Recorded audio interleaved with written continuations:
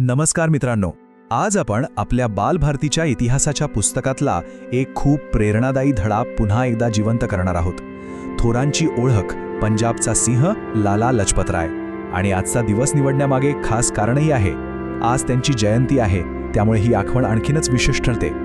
तर हे आहेत लाला लजपतराय, एक महान देशभक्त, एक निर्भय नेते ज्यांना संपूर्ण देश मोठ्या आदराने पंजाबचा सिंह म्हणून ओळखतो.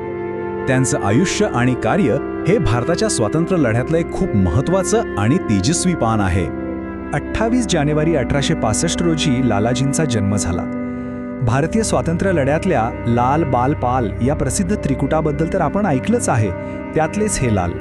त्यांचं संपूर्ण आयुष्य म्हणजे देशासाठी केलेला त्याग आणि समर्पणाची एक गाथाच आहे, जी आजही आपल्या सगळ्यांना प्रेरणा देते. चला आपण जरा त्या काळात जाऊया. कल्पना करा, संपूर्ण भारतावर इंग्रजांचं राज्य आहे. अन्यायकारक कायदे आहेत आणि लोकांच्या मनातनं एक प्रकारचा असंतोष धुमसतोय. स्वातंत्र्याची एक छोटीशी ज्योत हळूहळू मोठी होऊ लागली आहे. आणि याच काळात म्हणजे 1928 साली ब्रिटिश सरकारने भारतातल्या राजकीय परिस्थितीचा आढावा घेण्यासाठी एक कमिशन नेमलं, सायमन कमिशन. पण ह्यात एक मोठी अडचण होती. या कमिशनमध्ये एकही भारतीय सदस्य नव्हता. म्हणजे विचार करा, आपल्याच देशाचं भविष्य ठरवणार आणि त्यात आपलाच माणूस नाही, हे किती अपमानास्पद असेल, नाही का? त्यामुळेच संपूर्ण देशाने या कमिशनवर बहिष्कार टाकायचं ठरवलं. आणि मग जेव्हा हे कमिशन लाहोरला पोचणार होतं, तेव्हा तिथलं वातावरण पूर्णपणे तापलेलं होतं. लोकांचा विरोध इतका वाढला होता की एका मोठ्या आंदोलनाची तयारी सुरू झाली होती. तो दिवस उजाडला, 30 ऑक्टोबर 1928. ठिकाण होतं लाहोर. इतिहासाच्या पानांवर कायमचा कोरला गेलेला एक महत्त्वाचा क्षण. या आंदोलनाचं नेतृत्व स्वतः लाला लजपतराय करत होते आणि हा मोर्चा पूर्णपणे शांततेच्या आणि अहिंसेच्या मार्गाने चालला होता. हजारो लोक हातात काळे झेंडे घेऊन रस्त्यावर उतरले होते. त्यांच्या डोळ्यात पोलिसांची भीती नव्हती, तर एक ठाम निर्धार होता. आणि संपूर्ण लाहोर फक्त एकाच घोषणेने दणाणून गेलं होतं, सायमन परत जा.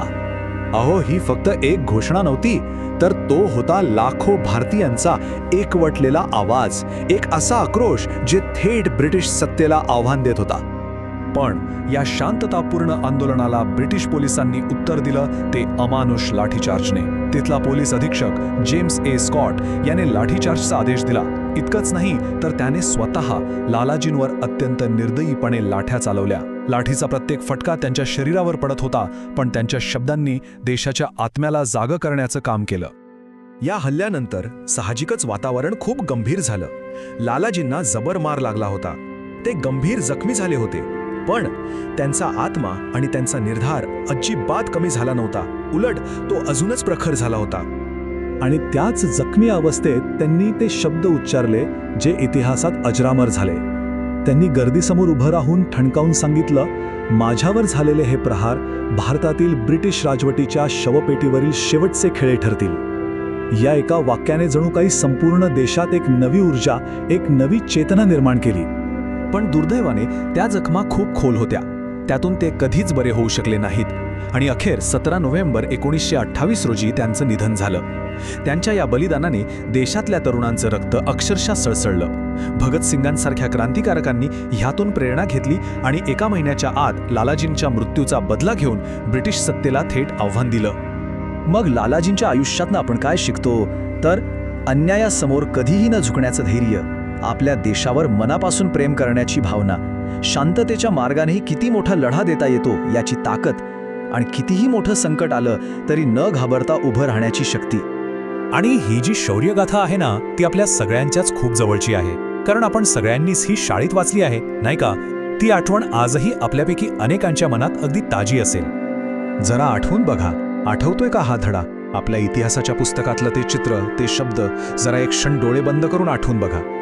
लहानपणी कदाचित आपल्याला त्या शब्दांमागचा नेमका अर्थ, ती खोली कळली नसेल, पण आज जेव्हा आपण मोठे झालो आहोत, तेव्हा त्या शब्दांमागची भावना, तो त्याग, ते बलिदान, हे सगळं थेट आपल्या काळजाला हात घालतं. आठवतंय का की शाळेत हा धडा नेमका कोणत्या सरांनी किंवा मॅडमने शिकवला होता? तो वर्ग, तो क्षण, ती आठवण आम्हाला खाली कमेंटमध्ये नक्की सांगा. चला आपल्या शाळेच्या त्या सोनेरी आठवणींना पुन्हा एकदा जागवूया.